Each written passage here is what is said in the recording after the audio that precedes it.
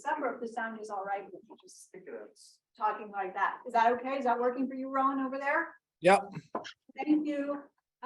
Thank you really to Rowan for organizing this and for all the people who do the work on the back end. This is my first bi-coastal event, so this is pretty cool. And I am impressed already that the technology has gone off without a hitch and we're all here together having this, I think, really important conversation. So, you know, I'm not an expert on the platinum coin. I'm not a legal expert. So my background and I guess expertise is I'm in a different lane. I'm an economist. I'm a macro economist and I teach finance and budgeting. And as you heard, I work in the Senate. So I have a little bit of experience dealing with the sort of budget fights and the kind of stuff that we're being treated to once again today around the debt ceiling fights and so forth.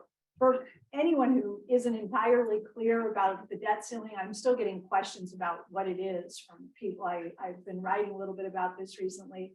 And, you know, it is crazy that we in the United States have this thing called the debt ceiling limit that only one other country in the world has, and they don't weaponize it the way that we do here.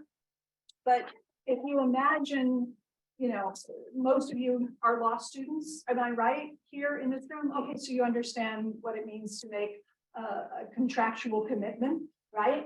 So I think of this and I think like, imagine you go into a restaurant and you sit down with a group of people and everybody orders their meal and the waiter takes the order off to the kitchen and the chefs get to work preparing the meal. You're on the hook, right? You've placed an order, you have an obligation to pay for the food that you ordered.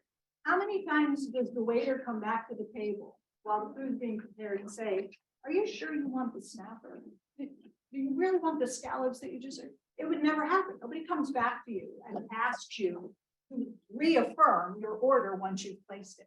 But that's what the debt ceiling is effectively asking Congress to do, like reaffirm the spending that has already been committed through the budgeting process with the executive branch. And so it's a crazy thing that we allow this to periodically impede what should be a fairly normal process by which the spending that has been authorized by Congress is undertaken by Treasury, right? But now we have this situation where, you know, two different sort of sets of instructions are being sent. On the one hand, this is what we want the executive branch to spend. And on the other hand, oh, by the way, we don't want any more treasuries outstanding than are currently out there, right? So don't issue any more.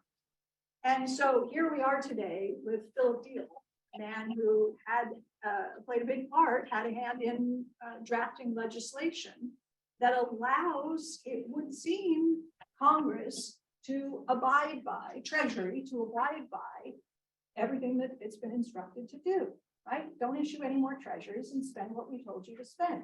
And by the way, it was Congress who created that avenue through which Treasury can do it all. Right? And that's what we're here to talk about today, I guess, is exploiting what many are calling a loophole. And I'm sure we're going to hear more about sort of the original intent in that legislation and so forth. But the reality is the alternatives are, it seems to me, pretty unthinkable, whether you violate the Constitution in one form or another, or you do this thing that on the surface people say, that seems a little weird, right? But I think Joe's going to make a really good point about how the coin is like the least weird thing that we do when it comes to creating money and spending. And historically, it's probably the most normal way to go about making expenditures. So yeah,